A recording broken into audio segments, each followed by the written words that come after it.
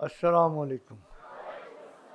একটা যেটি হচ্ছে একজন তিনি একটি বিশ্ববিদ্যালয়ের এখন রিসার্চ অ্যাসোসিয়েট। তার নিজের লেখা আমার কাছে খুব ভাল লাগলো। 2008 সাল, আমি তখন ক্লাস 4-এর শিক্ষার্থী। একদিন দেখলাম যে ক্যাসেট প্লেয়ারে মা কিছু শুনছেন। সুরটা বেশ ভাল লাগলো। কৌতূহল নিয়ে কিছু না জিজ্ঞেস করেই শুরু করলাম শিখিলাম। গুরুজির কণ্ঠ আমার খুব চেনা চেনা লাগলো, যেন অনেক দিন ধরেই শুনছি। আশ্চর্যের বিষয় হলো কেউ কিছু না বললেও আমি সব বুঝতে পারছিলাম। মেডিটেশন খুব ভালো হলো। সেই থেকে মার সাথে নিয়মিত শান্তিনগরে যেতাম। আমি আর আমার ছোট বোন আলোচনা মনোযোগ দিয়ে শুনতাম। এত মনোযোগ দিতাম যে আলোচক যা বলতেন তা মুখস্থ হয়ে যেত তৎক্ষণাৎ।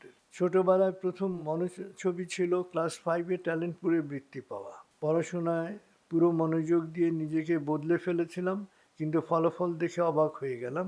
বৃত্তি পাইনি, কষ্ট পেয়েছিলাম। মনে হচ্ছিল কোথাও একটা ভুল হয়েছে। আমার তো বৃত্তি পাওয়ারই কথা। সবাই ভেবেছিল কষ্ট পাওয়ার কারণে এমন বলছি। কিন্তু 2 বছর পর সংশোধিত ফল প্রকাশিত হলো, আর সেখানে আমি সত্যি ট্যালেন্ট পুলে বৃত্তি পেয়েছি। এরপর একে একে ভালো ফলাফল, বোর্ড স্কলারশিপ সব পেলাম। বাসার সবাই চাইতেন আমি ডাক্তার হই, কিন্তু আমি কলেজে পড়ার সময় নিজের লক্ষ্য ঠিক করলাম। ডেভেলপমেন্ট স্টাডিজে ভর্তি হলাম বাংলাদেশ ইউনিভার্সিটি অফ প্রফেশনালসে। প্রথম সেমিস্টারে অল্পের জন্য দ্বিতীয় হয়েছিলাম।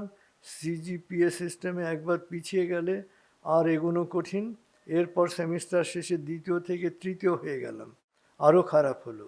হতাশ হয়েও হাল ছাড়িনি। নিজের উপর বিশ্বাস ছিল একদিন আমি প্রথম হবই। পুরো 7 সেমিস্টার পার করলাম। অবশেষে একদম শেষ সেমিস্টারে সবাইকে অবাক করে প্রথম শ্রেণীতে প্রথম হলাম। আমার শিক্ষক ও সহপাঠীদের কাছে বিষয়টি অবিশ্বাস্য ছিল।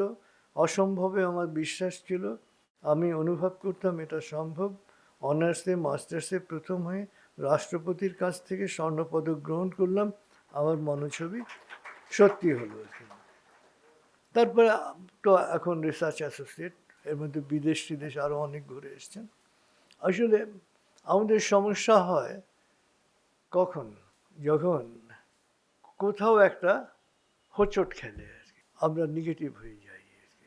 আসলে আশাবাদী মানুষ হতাশ হতে পারে, কিন্তু বিশ্বাসী মানুষ কখনো হতাশ হয় না। Anything and everything is possible যদি বিশ্বাস করি। এই যে ধরেন 7 সেমিস্টার পিছিয়ে থাকা, এই সময় বিশ্বাসী না হলে আসলে আশাবাদটাকে ধরে রাখা যায় না। এই জন্যে বিশ্বাসী হওয়াটা খুব গুরুত্বপূর্ণ। জীবনে এই বিশ্বাসটা হচ্ছে সবচেয়ে বড় জিনিস, যে কারণে আমরা ভাবার পরেই বলি বিশ্বাস করেন, এবং বিশ্বাসের মধ্যে কোনো ফাঁক থাকলেই আপনি ওই ফাঁকের মধ্যে পড়ে যাবেন। যেটা গাইডেড মিসাইল আর কি, সেটাও সোজা সরল পথে চলে না, সেটাও যেতে যেতে পথ ভুল করে ফেলে, কিন্তু তার গাইডেন্স সিস্টেম আছে আর কি।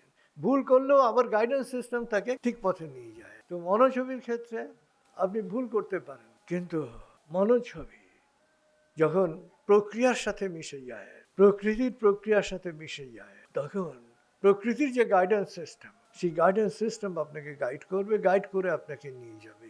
আপনি ভুল করতে গেলেও ভুল করতে পারবেন না যদি লক্ষ্যটা বড় হয়, মহৎ হয়। মানে ভুল করতে পারবেন না মানে ভুলটা সংশোধন হয়ে যাবে।